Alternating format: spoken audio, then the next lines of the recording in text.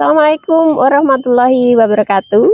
Jumpa lagi dengan saya, Harmilianti Sulistiani, STM SC PhD, dosen pengampu mata kuliah pertamanan, Prodi Desain Interior, Institut Seni Indonesia, Surakarta.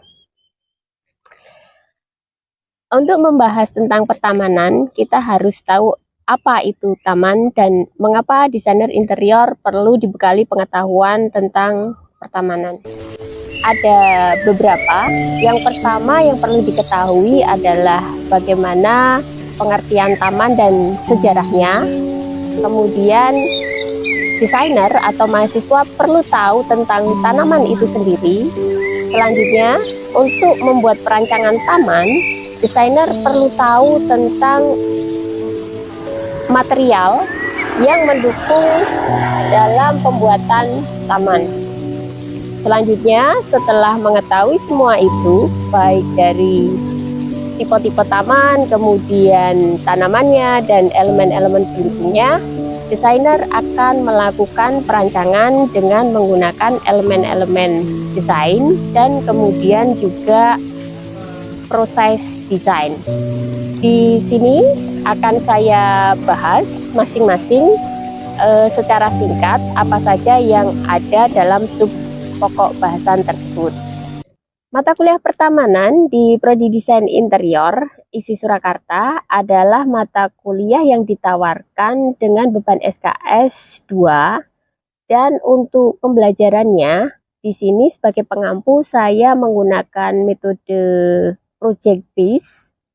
Mahasiswa harus melakukan kegiatan-kegiatan yang terkait dengan proyek pembuatan perancangan taman dan dimulai dari pertemuan-pertemuan awal dan akan nanti dievaluasi di akhir.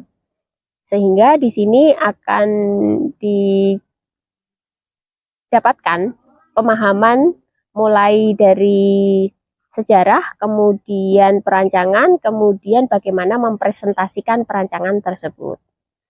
Beban dari masing-masing poin tersebut untuk pemahaman akan dinilai dalam UTS, kemudian ada UAS, namun bobot terbesar sekitar 60% adalah dari project base.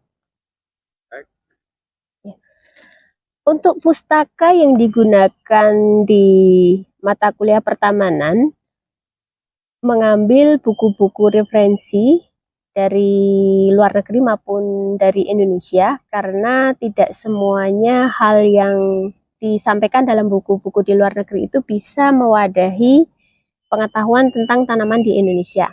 Oleh sebab itu, saya sarankan mahasiswa juga aktif mencari buku-buku tentang tanaman di Indonesia. Untuk yang digunakan dalam perkuliahan ini ada buku tentang urban gardening, kemudian ada interior garden, ada juga tentang garden, pool, fountains, dan waterfall. Kemudian untuk desainer bisa juga mengacu The Complete Guide to Indoor Gardening. Di sini buku ini bisa memberikan pemahaman bagaimana membuat taman dalam, sehingga bisa memutuskan bagaimana taman itu akan dikembangkan dalam rancangannya. Kemudian kalau untuk edisi bahasa Indonesia, ada buku yang disarankan untuk dibaca adalah Pemeliharaan Taman.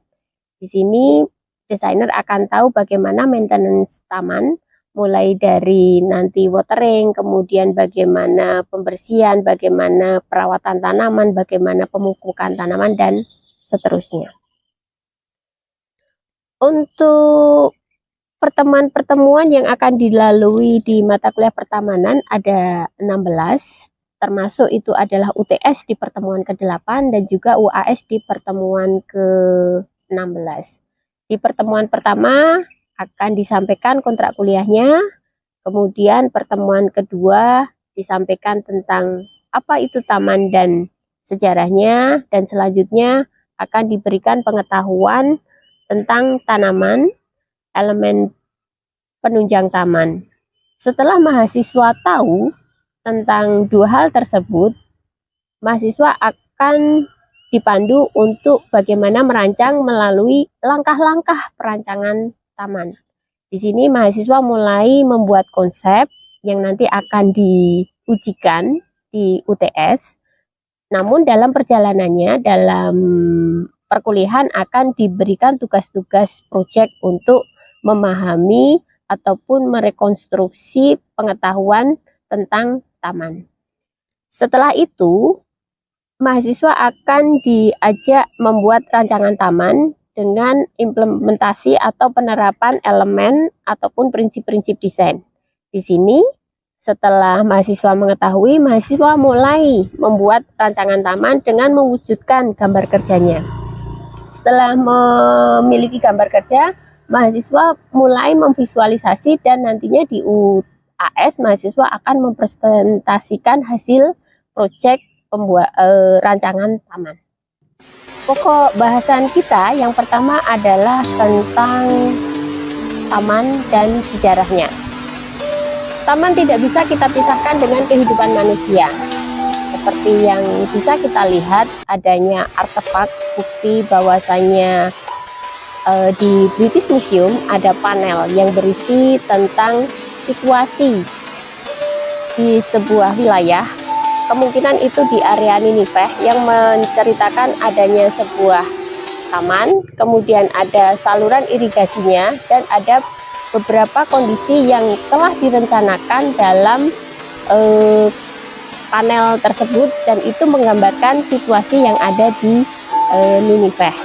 Kemudian di tempat lain kita juga tahu adanya Chandargarh yang di India, dan itu taman juga yang sudah direncanakan dengan adanya saluran irigasi dan kolam-kolam pendukung taman tersebut. Di wilayah lain, di Alhambra di Spanyol, walaupun wilayahnya cukup panas, namun tanaman-tanaman juga bisa tumbuh di sana karena ada perencanaan dalam penanamannya. Kemudian kita juga tahu adanya English Garden di daerah Eropa, dan juga ada taman-taman di Prancis yang itu sampai saat ini bisa kita nikmati, dan dalam perjalanannya taman-taman tersebut direncanakan dengan detail, mulai dari tanamannya, kemudian alur sirkulasinya, dan kemudian juga perawatannya. Hal yang lain, di Asia kita juga akan tahu adanya taman-taman yang ada di keraton ataupun di istana-istana raja yang sampai saat ini juga bisa kita lihat. Misalnya yang di Jawa ada Taman Sari, ataupun yang ada di Kyoto Palace di Jepang, ataupun yang ada di istana yang ada di Korea, dan juga ada Chinese Garden yang ada di Cina di beberapa tempat yang digunakan oleh pejabat-pejabat maupun penguasa setempat. Berbicara tentang taman, kita juga akan merujuk pada kata garden dari bahasa Inggris yang kita tahu sekarang, tetapi di dalam bahasa Indonesia kita bisa merujuk dua hal, taman, garden sebagai taman bunga, ataupun garden yang berarti kebun. Namun untuk merujuk di awal, taman yang kita tahu saat ini adalah di sekitar kita menyebutnya untuk Muslim adalah Firdaus. Firdaus di bahasa Arab, kemudian di dalam bahasa Inggris adalah Paradise, yaitu taman surga. Dan ternyata kalau kita runut lagi, itu berasal dari kata Faradisa, di mana di masa kerajaan Persia, Raja Cyrus membangun taman di kerajaannya dan menyebutnya sebagai Paradisa atau taman surga. Jadi di tengah gurun yang panas, dia mewujudkan sebuah oase kehidupan yang sejuk, diterik sinar matahari, dan menunjukkan bahwasanya apa yang ada di dalam Paradisa tersebut meliputi semua hal yang ada di wilayah kekuasaannya. Jadi di sini taman juga ada sisi politisnya, bukan hanya dari sisi estetika.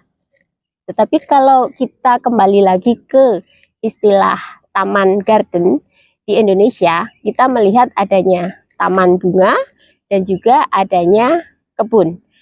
Di masyarakat kita, kebun bisa berarti adalah kebun sayur, tapi juga bisa berarti kebun yang berisi tanaman industri seperti cengkeh, kemudian ada karet, teh, dan lain sebagainya. Nah, di sini perlu kita lihat lagi taman yang akan kita rancang itu taman seperti apa. Yang perlu diketahui adalah ada beberapa hal jenis dari taman. Yang pertama bisa taman formal maupun taman informal. Kalau taman formal artinya apa yang kita rancang di situ memenuhi kaidah-kaidah yang mungkin tidak sesuai dengan kondisi di alam. Jadi kita membuat sesuatu dengan bentuk geometri tertentu, kemudian membuat jalur sirkulasi tertentu. Kalau taman informal mungkin akan lebih bisa direfleksikan dengan alam yang sesuai dengan kondisi alam sekitarnya, misalnya tropical garden seperti di Bali, ataupun taman-taman informal yang disesuaikan dengan kondisi di wilayah tertentu.